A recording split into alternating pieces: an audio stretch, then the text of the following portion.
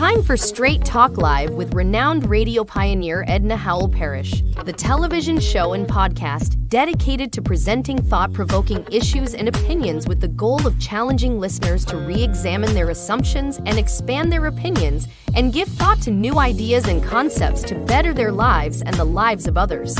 This is your opportunity to participate in making the world better. So without further ado, let's get ready for Straight Talk Live with your host Edna Howell-Parrish.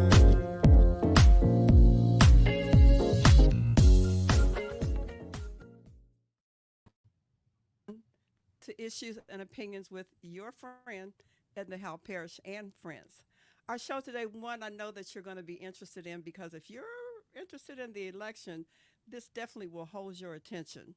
Today's guests will focus on candidates running for Montgomery County Commissioner, as well as the Montgomery County Clerk. Montgomery County, let's see here. I got all mixed up. The candidates running for election on election day in Montgomery County, and we'll talk about them and their positions in just a moment. So the big question is, how will you vote on election day? Now, if you haven't planned it out, or you haven't planned out how you're going to vote, how will you vote? Have you been voting early? You know, that ends on Sunday, November 3rd. Are you voting by absentee ballot? Well, you know, your ballots must be received by Monday, October 28th, if you plan on doing that. If you're voting in person, of course, you can vote on election day, November the 5th, 6:30 a.m. until 7:30 p.m. And you must have your valid photo ID, a driver's license, or your passport. So those are things that you need to take with you when you go to vote, if you're voting in person. So who's running for office? Well, you can check out the League of Women Voters Guide. They have a lot of information, and they've done that for years. It's a tradition for people to run out and find that voter guide to see who's running and running for those county positions, for the state positions, and also, of course, you know, that national presidential election. That's what's holding a lot of people's attention, the national presidential election, Democrat and Republican, Donald Trump, Kamala Harris. So you know that is going to be a big one, driving everybody to the poll. And then there's another issue, a statewide Ohio ballot issue, issue 1. A lot of people are concerned about that. I'll call it the gerrymandering issue, because that is a statewide ballot that will allow you to be able to vote as a citizen on whether gerrymandering should stop. And what is gerrymandering? It's when voting districts are drawn by the politicians that would benefit, they say, themselves and their political parties. So League of Women Voters is, of course, endorsing that because it is a non-political or partisan issue. And so they're asking you to vote yes on 1. That's what they're asking you to do. So then they'll have a commission that will be able to be set up, and then they will draw the lines. The citizens will draw the lines as to who will they be voting for and who will vote. So be sure to check that out. A lot of other issues are the candidates will be talking about in certain communities. So there are different issues, school levies, and different issues in the community. But our guests today on our show are going to be running for races in Hamilton County. We have Montgomery County Commissioner candidate. We have Judy Dodge, and Judy's at the top of our list up there. Good afternoon and welcome, Judy. Pardon? Good afternoon and welcome. Oh, yeah. Oh, thank you. Thank you. Thank you. I'm sorry. You kind of faded out there at the end of your voice. Yeah, thank you. No, it's a pleasure to be here. Thank you, Edna, for having us. And thank you for joining us as well. We also have with us Deborah Liberman. And Deborah, you're running for the Hamilton County Commission as well. And well, I'm running for Montgomery County Commission. Montgomery County, not Hamilton, but that's okay. That's okay. I've got a lot of good friends down in Hamilton. You know what? I lived and worked in Cincinnati for no, it's okay. It's okay. And so it's just something that's embedded in my mind. I do apologize. That's all right. That's all right. Yeah. Montgomery County Commissioner. Yes. Okay. And thank you so much for the apology. I do appreciate that. And we have Lynn Cooper, and Lynn is running for Clerk of Courts in Common Pleas in Montgomery County. Welcome to the show as well. Yeah. Thank you so much. Well, we'll start with Judy. Tell me about the Montgomery County Commissioner. Why do you want to run again, and why do you think you should be elected? Good question. Why am I running again? No, I'm kidding. I love this. I just love this. You know, we have 3 female county commissioners in the state of Ohio, which is very rare in the counties. And I have been elected in 2006, and I've been running ever since. And, I just think we're doing a fantastic job, and we've had a lot of problems over the years. We've had the recession back in early 2000, 2008, and then we had the tornadoes, and we've had the COVID, and we've had the shootings in down in Oregon District. But we're coming back. We're getting stronger than ever. And, I think we focus, and I know Debbie will talk about this too. We've got a lot of job openings here. A lot of companies are realizing, it's great in Dayton and they want to come and be here.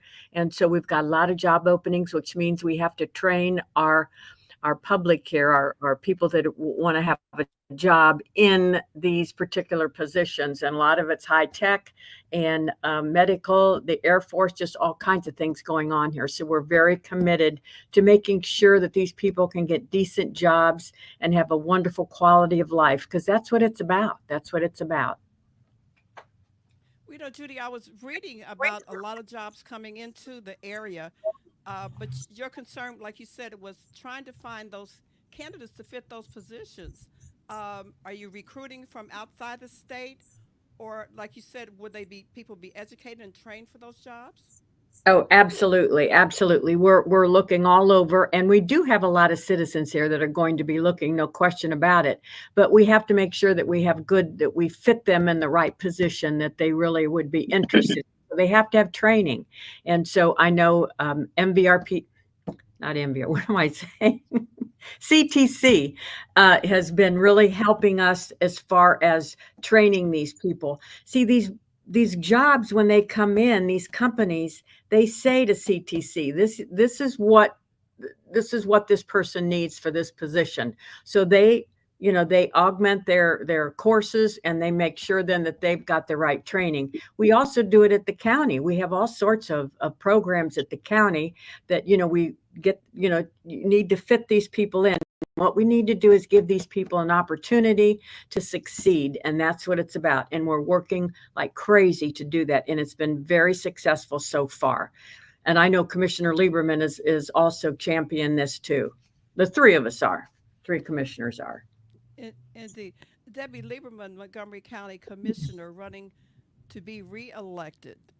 What about those jobs, and what are some of the things that cause you to want to be reelected again?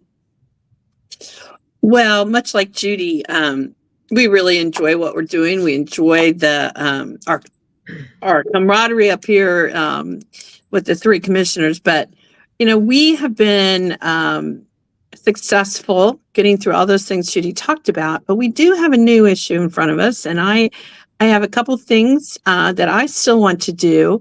I've been elected since 2004, and this is my 6th time running. And again, it's because I still believe that there is important work to do.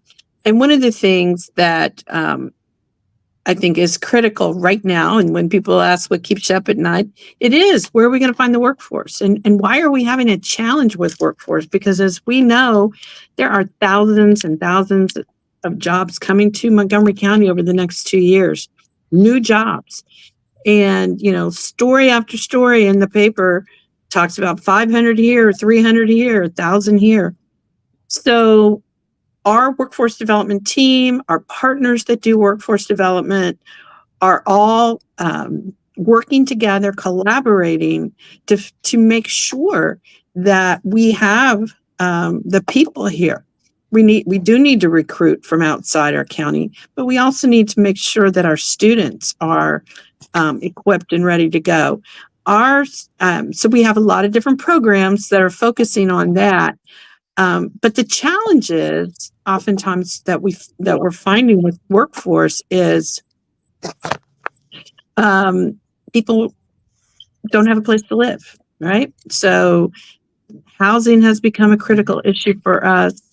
Childcare, critical. That's a big barrier, especially we noticed it right after COVID or during COVID, but right after people childcare is just too costly. So one of the things that the Montgomery County Commissioners have done, and I believe a very similar program in Hamilton County, it's called Preschool Promise. And that provides free preschool. So we know, everybody knows about Head Start, but this is kind of a layer on top of what Head Start does. And so we want to make sure that every child in our county has quality childcare, but that they are ready for kindergarten as well. And then the third area that's a barrier for workforce is transportation. So all those things we really want to work on over the next few years. I've already started the work with the housing. So has Judy.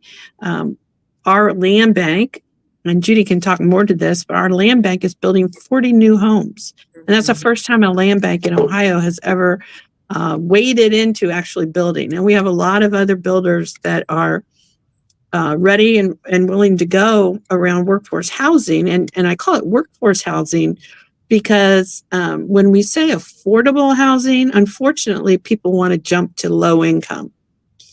And while we need everything from low income all the way up to the homes that people want to build out in the suburbs, we've got to do something about that housing that a family or even a single person can afford, and that they can be able to work. So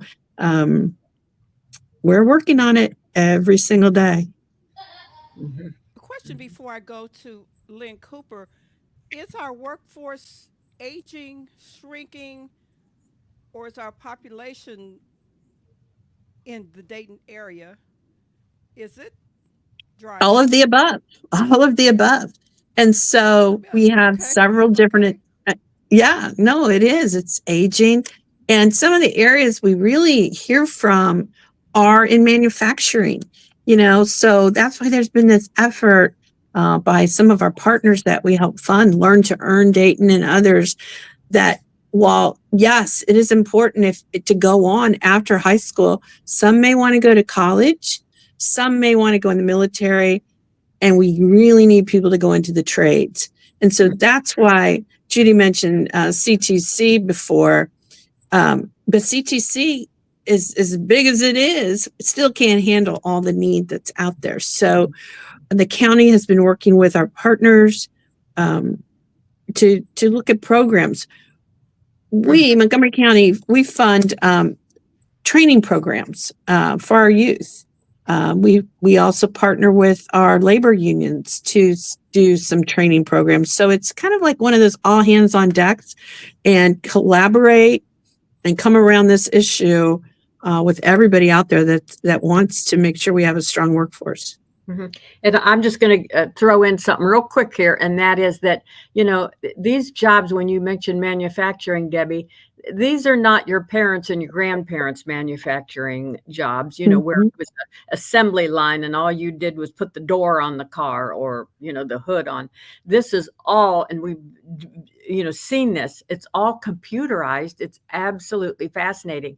So, this is not your family's grandparents and parents manufacturing jobs. This is all different. It's all computerized. So you have to have training. You can't just go in and do it. You just have to have training in that particular manufacturing company. So, but it's exciting. I mean, because we've gone and toured it, and the people that are working there now, they're just loving it. No question about it. So it's great. Next, we have our Clerk of Courts of Common Pleas candidate, Lynn Cooper. Welcome to the show, Lynn. Thank you. Thank you for having me. This means a lot. Yes, I'm excited to be here. You've been with Montgomery County for quite a while. You've worked in the county. What other Yeah, positions have you held? sure. So I started my career with Montgomery County in 2001 at the Clerk of Court's office. I actually started as a part-time scanner when my kids were, my youngest went to kindergarten. And so I've worked through their whole lives here. And I was promoted by Dan Foley as in the legal division of the clerk's office. And then I went over and worked in the general division and worked with the 11 judges up there and helped implement the e-filing system. And then after that, I went back to the clerk under Greg Brush, and I was the chief deputy of the legal division. From there, I worked with Carolyn Rice for 2 years, or well, actually 1 year, a little over 1 year at the treasurer's office. When there was a party change, I ended up, I'm at probate court now. So I have a really broad base of experience with the judicial branch and the executive branch. So it's been a great career. I've been very blessed. Now, what does the clerk of the Court of Common Pleas do? Sure. So the clerk has two mandated purposes. The first purpose is they're the keeper of the court's record. And so this clerk, this position, keeps the record for the general division, which is felony criminal cases, civil cases, domestic relations cases, and also Court of Appeals case. So that's the keeper of the court's record. The other function is that the clerk issues auto titles. So that's a different division. And they also that's the mandated. They also do passport applications and TSA pre-checks. So the other branch or division of this clerk's is the Trotwood and Huber Heights municipal clerk. And so that's where the misdemeanors and the small claims and traffic tickets happen. So, how is the clerk of the Court of Common Pleas operating now? They were operating pretty smoothly. Will you have to bring in some new ideas to make things run better? So it's operating much different, in my opinion, than what it was when I worked for Dan Foley and Greg Brush. There's a lot of emphasis with the current clerk on the extra services through the auto title and stuff like that. So one of the things that I've heard from the legal community is that the mandated purpose of the keeper of the court's record has suffered. And so I really want to get in and make sure that, number one, the mandated services are taken care of. I believe that there's opportunity to, work with some of the other services that are available, but I think it's really important to make sure that the mandated services are properly resourced and that the direct customer contact is improved. Okay, Go ahead. I'm sorry, you mentioned the name Foley. So I see someone, Mike Foley, is running against you. Is he related to the other Foleys? No, not at all. No. Okay, I just happened to No. see that similarity there. Right. There is no relation. And one of the things that I feel is really important to, for the first 6 months of when I become clerk, because I speak it into existence, is that the team there has gone through a lot of trauma. Working for elected officials, and I've worked for an elected official for so many years, 23 years, it's hard. Elections are hard because you don't know who's going to take over and what they're going to be like. So that's the number one trauma. And with this office, they had the state auditor raid the office in November of 22. That was traumatic for the team. I mean, that is really a lot of drama. And then in July, there was an indictment with charges of crimes in office. So a charge is not a conviction. So I make sure I point that out. So this team has really, really suffered some trauma, and it's going to be my job to go in for the first 6 months and really heal the team and make sure that I earn their trust and respect and pull everybody together.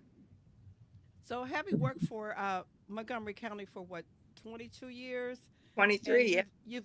You've listed all the positions that you've held. This seems like it would be the natural step for you to move on into that position. It is. I have said this to people. I have such a passion for public service and such a love for it. And I have a specific love for this office. When I decided to run, I was asked, would there be any other position I could run for? And I said, I don't want to run for anything else but the clerk. I just want to be the clerk because I love it so much. And I joke with people and say I was born for this. Well, that's confidence for you. Yeah. That's confidence. That's so important to have that confidence.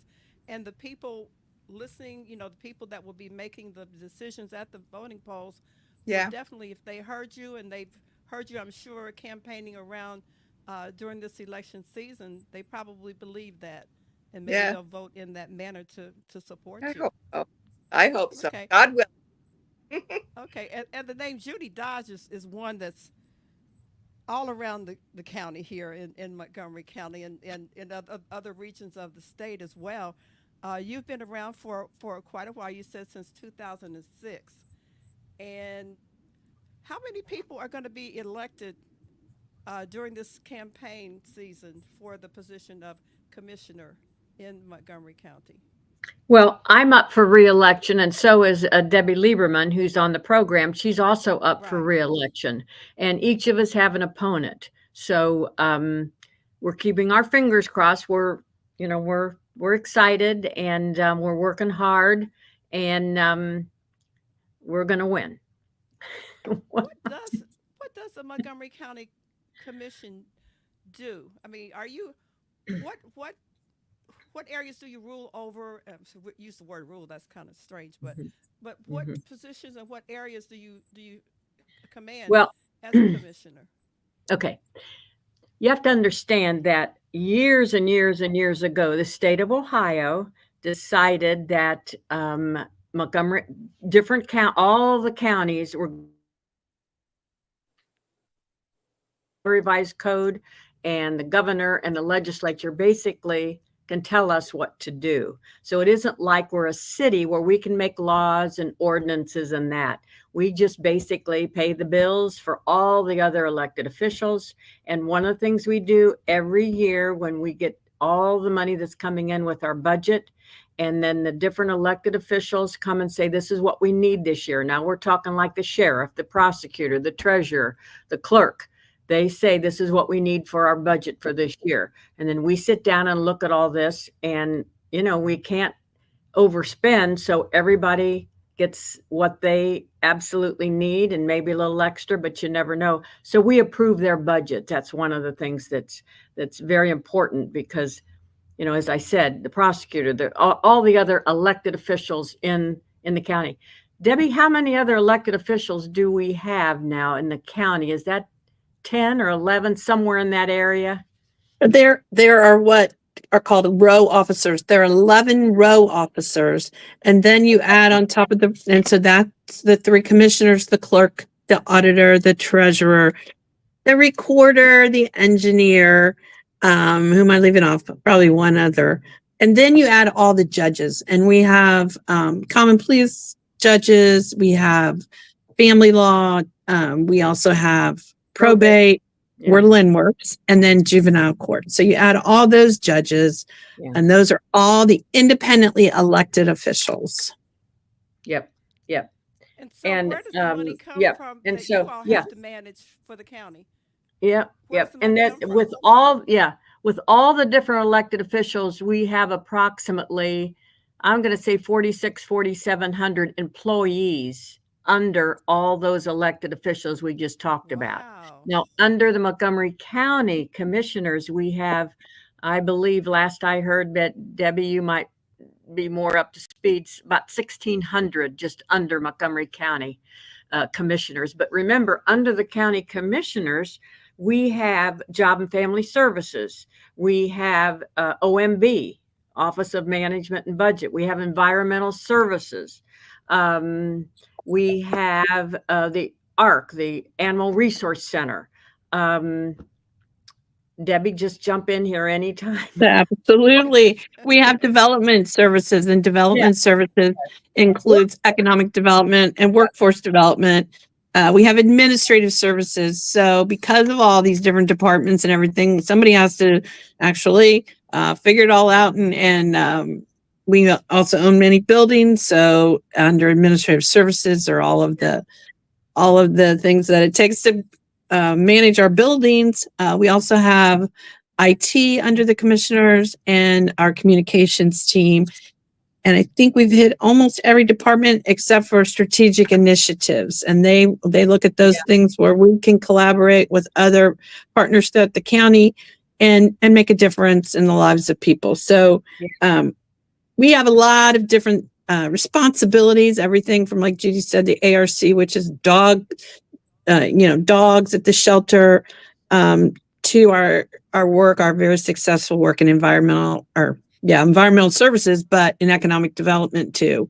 So, Oh, and water we and also sewer. have to give a shout out Stillwater Oh, Center, which is we just love Stillwater Center. That's about 100 beds there, and these are severe developmentally disabled individuals that reside at the Stillwater Center. And Stillwater Center in Montgomery County, it's very rare in the state of Ohio to have our own facility like that basically can house these individuals. And it's very emotional when you go and visit. And we tour it and we go to different celebrations there. And it's just a wonderful facility that we have. Again, it's Stillwater. And it used to be up there I shouldn't say it used to be, but it's way up in Clayton now on Maine. And it used to be the tuberculosis building there, where people many, many years ago came that had TB.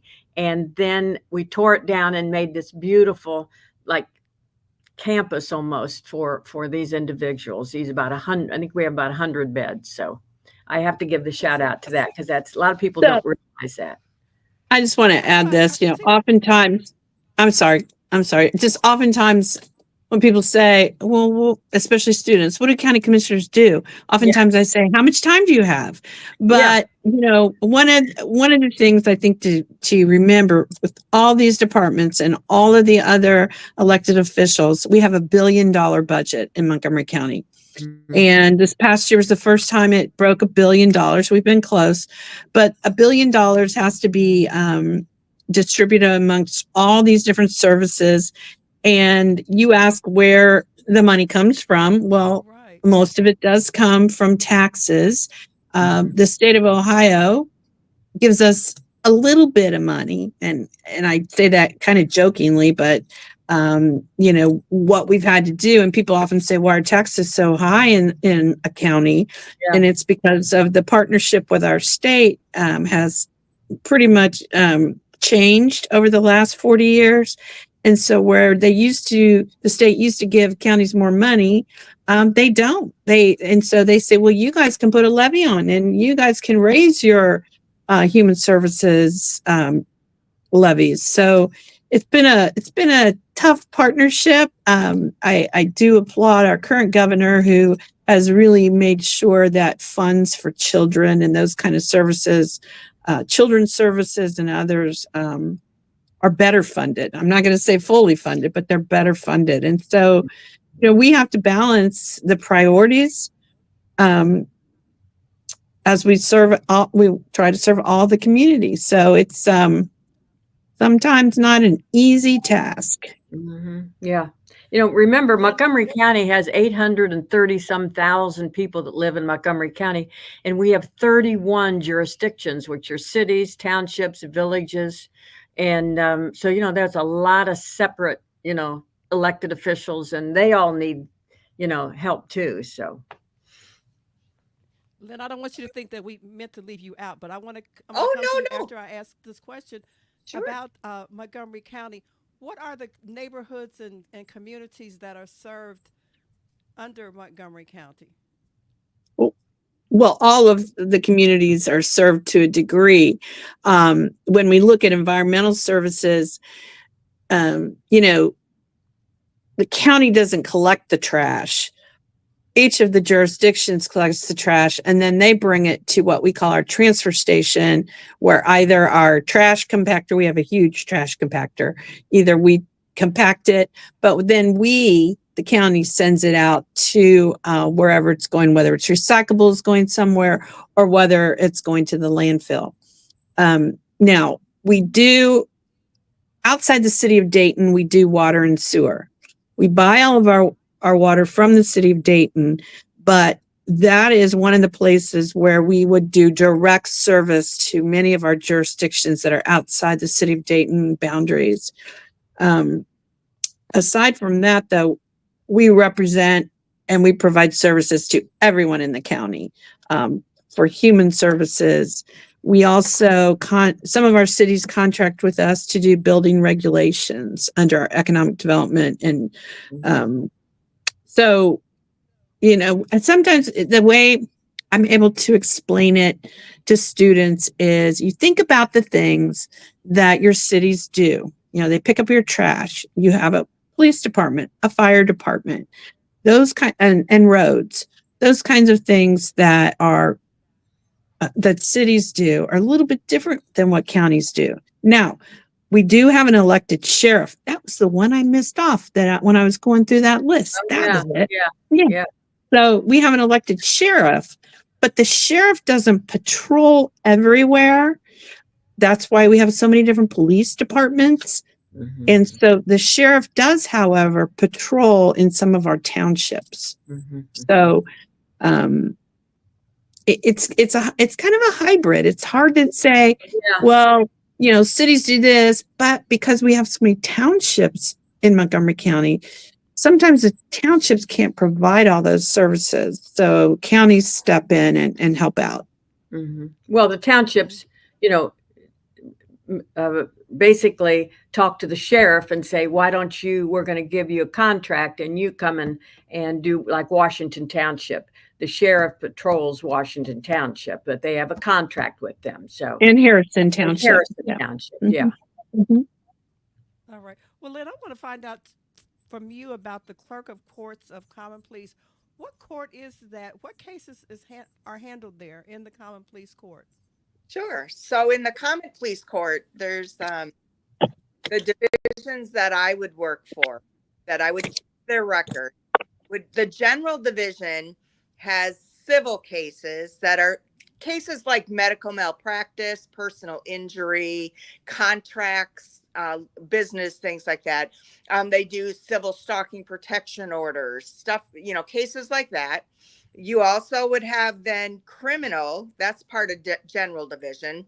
And criminal would be the felony cases. So, it ranges from small drug charges all the way up to capital murder.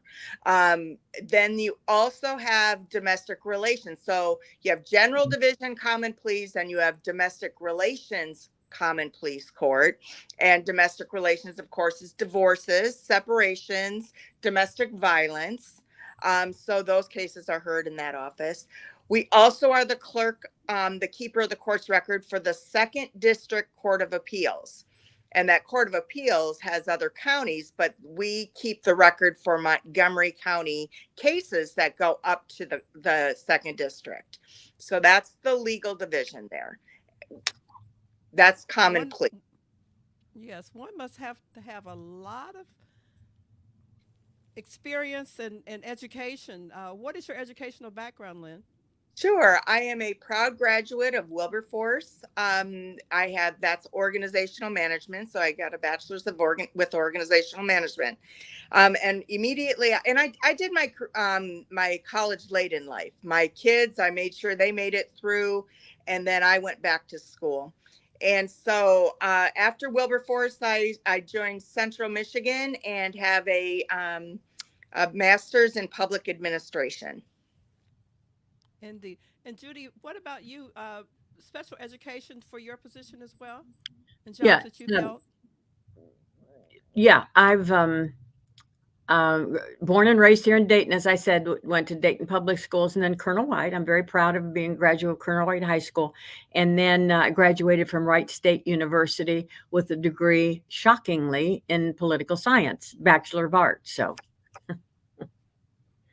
And all that experience, and it has to come into good use for your job as well.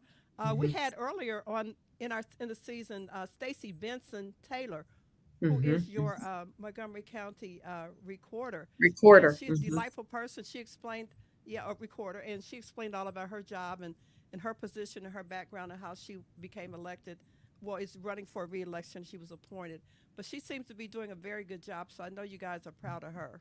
Very proud of her. She has just really stepped up, and boy, she's doing a great job, especially with, deed fraud and all that. She's right on top of that. So yeah, she's great.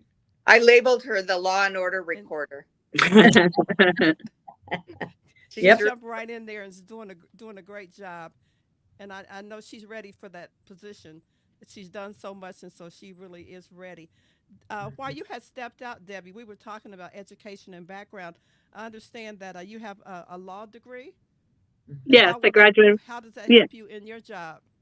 Well, I went to law school. I moved to Dayton to go to law school at the University of Dayton. And right after law school, I worked at a law firm and I worked for Legal Aid Society.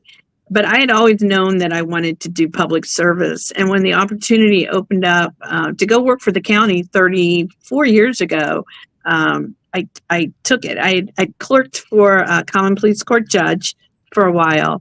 And then I went and worked in the county auditor's office. And I worked for 15 years. And also, while working in the county auditor's office, I was elected to Clayton City Council 2 times. So, sometimes I'll go to the law school and talk to students about careers outside of practicing law. I often joke that my husband's a practicing attorney, a litigator, and one in the family is enough. But every day I'm able to use my law degree, whether I realize it sometimes or not. The thing about going to law school and working through and learning how to, they call it think like a lawyer, but it's think, analytically and think about the things and question things. And so I often say, no, I don't regret not practicing law. I'm able to use that law degree all the time still. So it was definitely, it brought me to Dayton, thank goodness. But it was something that I'm really happy that I did. Happy to have that law degree. But being a public servant, I knew was from the time I was young, I knew that's what I wanted to do. I grew up in a household where both of my parents were public servants, servant leaders too. But my dad on the Indianapolis School Board. He worked in Washington, D.C. For 2 different presidents. And so it was something that kind of came naturally. But yeah, that's kind of my background. So, are you ladies excited about the election coming up November the 5th? Very, very. We're excited for it to be over. Yeah, I'm sure most true. Americans are. Yes. I'm sure. It's campaigning is an exhausting process. The 3 of us can tell you. Yeah. And I say this all the time. The worst part of my job, I love being a commissioner. I love the challenge every day because it's so varied. But the worst part is having to reapply for your job every 4 years. And some people, they don't have challenges. Our sheriff doesn't have an opponent. Our prosecutor doesn't have an opponent. So many of the judges don't have opponents. And I always say to them, you don't know how lucky you are. Right. Our engineer also doesn't have an opponent. Yeah. So, Right. but we're pretty excited for the election. Be over. So, do you have an opponent, Debbie? Do you have a Yes, I do. Are you Yeah, running? all Okay. 3 of us do. All of you all do. Okay. I do know that you do have an opponent, Mary McDonald, and she was invited to come and she didn't respond, and I'm so sad to hear that because I know she's really interested in trying to win the election as well. But I don't know why she didn't. So I know she former mayor of Trotwood, but like I said, I don't know why she did not respond. So that is No idea. her loss. No idea. Yeah, that is her loss. I saw her and then earlier today. So I Judy, saw her. who is you don't have to give me the name of you have is it Kate Baker who is running? I think Yes, that's my in opponent. Yes. Mm-hmm. yeah, all 3 of y'all are Democrats, so that's your opponent. Um, Mm-hmm. it's been tough for you. Does it look pretty good? Are you worried? Are you concerned? There's only 2 ways to run: Right. unopposed and scared. And so since I'm opposed, I'm scared. You never know. You never know. You think you're doing great and you're working hard. And the next thing you know, it's election night, the votes are coming in and it isn't quite what you thought. So you just never know. I'm cautiously optimistic. So let's just put it that way. But until I get the final okay, that's when I can actually take a deep breath and relax. Okay, and how about you, Lynn? So Do you I think you have this in the bag? Do you have this all wrapped up? no, I do not have it in the bag. I take nothing for granted. Yeah, you You know, can't. when the indictment came in, everybody kept saying, "Oh, you got this." I said, "No, no, no, no, no. Yeah, I don't have it. You have to. I have stayed consistent in my drive. I have stayed consistent in my messaging, and I've been present, and I'm optimistic. I'm positive, and so I just don't take it for granted. I you really can't, and so I'm just going to keep. I said I have my foot to the pedal all the way to the end. Mhm. So, what's the week look like for you guys? The week before, election day. What does it look like for you as far as your campaigning is concerned? Do you kind of take it easy now? You slide on Oh, through, or oh no, No, no, no, no, no. no. We will be campaigning until 7:30 on November the 5th. But the Exactly. one thing I want to add is the three of us all have full-time jobs Yeah, doing our work. And yeah, so right. oftentimes it's difficult for us in the middle of the day to go campaign. And it's that nobody's giving us a break from being commissioners right. or, Lynn over in the probate court. But Yeah, yeah, we'll continue to campaign. Been out all day today campaigning. Doing the souls to the polls that we kind of took a pause here. It goes till 5, but our teams are down there supporting us and making sure that people see that visibility that they care, they want our vote. But yeah, it's just counting down the days. There aren't the numerous candidate events that we had to go to, candidates nights. There aren't as many events, but it's still going to be a full week. yeah, Oh yeah, no question about So, it. Judy, Yeah. do you yeah. see campaigning different than it was back when you first started with 2006, 2005, or 4? You see Yeah. campaigning any different? Yes. Go Yeah, ahead, I Judy. You yeah, I start. was just gonna say it's crazy. It's just like you don't even have hardly a night off ever. And it's really, quite frankly, nastier this time. And I think that comes all the way down from the presidential race. People have no problem, you know, saying whatever about you, and it's just much nastier. And there just is so many things to feel. Remember, we're county. We're running in the whole county. This isn't like a district or the just one city. Yeah. People in Montgomery County. So we try to hit as many people as we can and see as many people and go to as many things.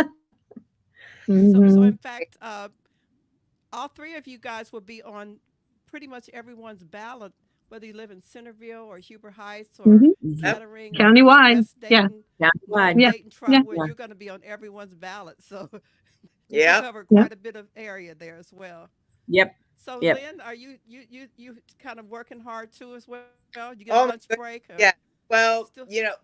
like Debbie said, we have our full-time job, and I work for a judge that works just as hard. He is there from 6:30 in the morning until 6 o'clock at night, and it is a drive. So you work all, hard all day, and then you just have to get up and you go and you're knocking on doors or you're going to an event. And so this week, it's going to be going to the events that we can go to, and just talking to people, just continuing to be engaged with people. And I think also important would be us going to the events for Get Out the Vote. Yeah, We want yeah, to make sure that people are voting, that their voice is being heard. Not necessarily, I mean, of course we want it heard for the three of us, but yeah. nationally. And when people say, I just did an interview right before coming up here. When people say their vote doesn't matter, yes, Mm, it does. yeah, Yes, it truly does. everyone. Every vote matters, and we often hear this: you can't complain if you don't vote, right? So I think there'll be the push for the next week is to get out that vote. Mhm. On the national level, anything in particular that interests you guys as you go to the polls on election day? Well, I think you mentioned that the three of us are all Democrats, Yeah. and yes, very much so. There's a lot on the line in this election, and it's not just the two personalities. It's democracy, I believe, is on the line. Our future is on the line. You know, anyone that's had the chance to look into what Project 2025 is, that's on the line. I mean, there's so much that you know, you hear the catchphrase, we can't go back. Well, we can't go back, and we already have gone back, unfortunately. And so one of the things that I'm hopeful for is that we will have a woman president finally that will do those things that we need to do to make sure that democracy lasts. So I won't get into, you know, any negative, but I think we need to stay focused and make sure our friends and family and our frenemies and everybody knows that this is really a critical election. Yeah. Yeah. Yeah. It is really critical. I know in all the years that I worked in radio and news and covered elections and campaigns, I've never seen anything so vicious Mm-mm. and so nasty coming out of the mouths of some politicians. It's it's just sometimes I just cringe to say, how can they get away with that? Because I can remember that wouldn't have been allowed, but I don't know how rules change and Mm-mm. things have changed. You think they've changed a lot? The rules haven't changed, Judy, have they? No, it's just the People just keep personalities. That's pushing, all, you know. pushing. He's opened the door to say whatever you want to say. It's ridiculous and horrible as it is. It's okay. It's okay. Nobody's gonna, you know, they're gonna Yeah. just, oh, that's just him. You know, he doesn't really mean it. Well, I'm sorry, he does. So Well, and I think the other thing that's really changed over the last decade, specifically, is with social media. Yeah. You yeah, know, I mean, I remember back when the internet, before we had social media, and people would send those little cartoons around through email, and you'd be like, "Oh, that's bad. I can't believe they're doing that." But it was limited, right?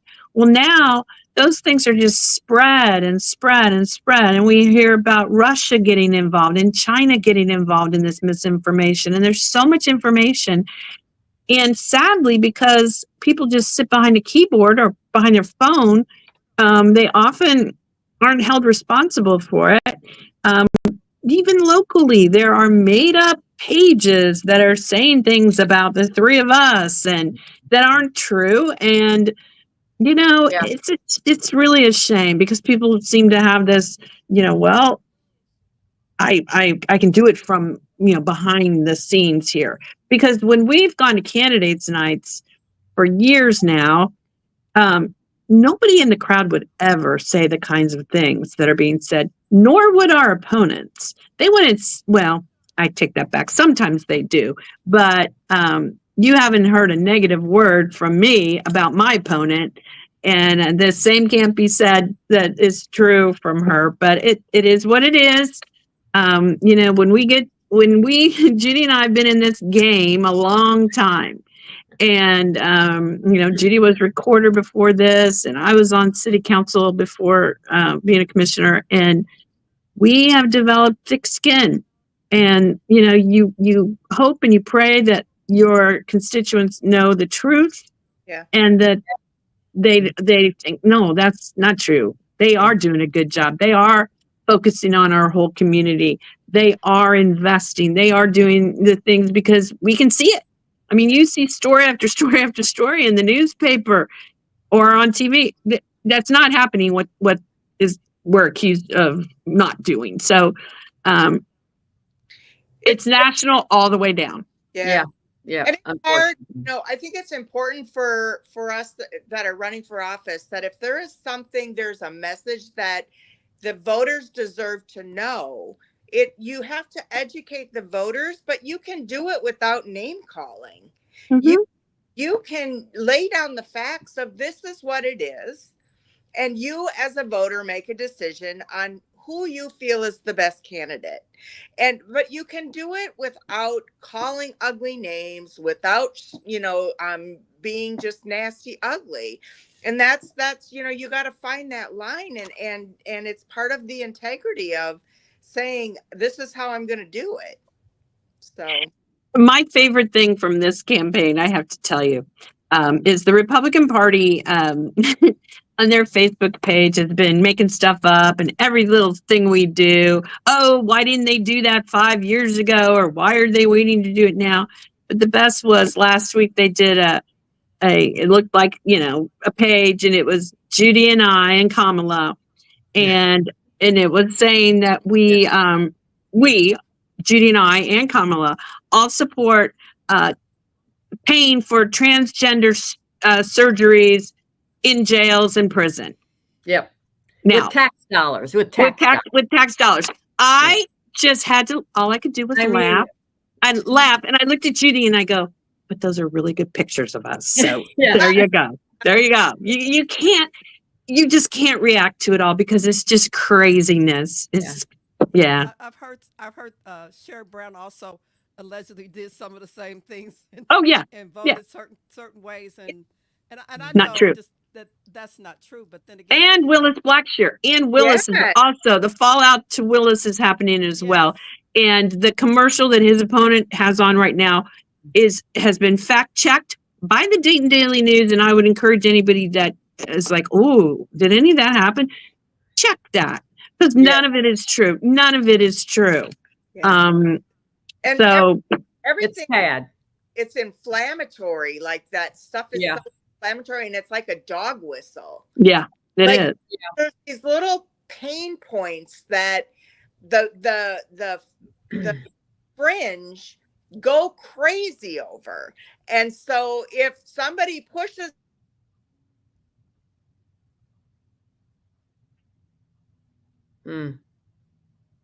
I'm sorry, could you repeat that? Nope. There she is. I'm sorry. Somebody had called in and I'm having to use my phone. So this pain point of, I know this is going to hit with somebody, so I'm going to just dig in and I mean, and make stuff up and just make it so inflamed. So it's sad. It's amazing. It's very I sad. couldn't live with myself if I lied like that. I just have a hard time living. I know. How many members It's a shame. of the Montgomery County Commission are there, Judy? I'm sorry, How many what? members are there? How many members are there on the Montgomery County Commission? Oh, it's just three of us. It's three women. It's myself, Debbie Liberman, and Carolyn Rice. Three Democrats. And that's really so rare. All of you are running for re-election? No, just two of them. No. Just Debbie and I. Yeah, Carolyn that seat runs when the governor runs, so there's never a complete change at one time. So two of us run when the governor runs, and I'm sorry, when the president runs, and then one when the governor runs. I see. Okay, very good. And then for you, Lynn Cooper, candidates for the clerk, of course, there's only one person who is the clerk, and then you have how many people under you, if you would win? So there, I don't know the exact count right now. And it has varied based on clerks, but there can be over 100 people under the clerk because 3 divisions. So it's a bigger office. Okay. So as we get ready to wrap up, I'll come back to each of you and just tell me, what do you think the biggest issue that Montgomery County is facing now, Judy, and that you think should be done or could be done first? Or okay. Or do you I think what we just talked about, and that's workforce, to get these people trained so that they can just slide into these jobs that are going to be offered here very soon coming up. And I think that's just going to be so wonderful for the entire county and the entire area when people have decent jobs. And also we've got to work on housing, and they can, get in a place that they can actually afford, send their kids to good schools and daycare. And I think that's going to be a win-win for our entire region, not necessarily Montgomery County, but the entire region. And what about you, Debbie? What do you think is the biggest issue that Montgomery County is facing?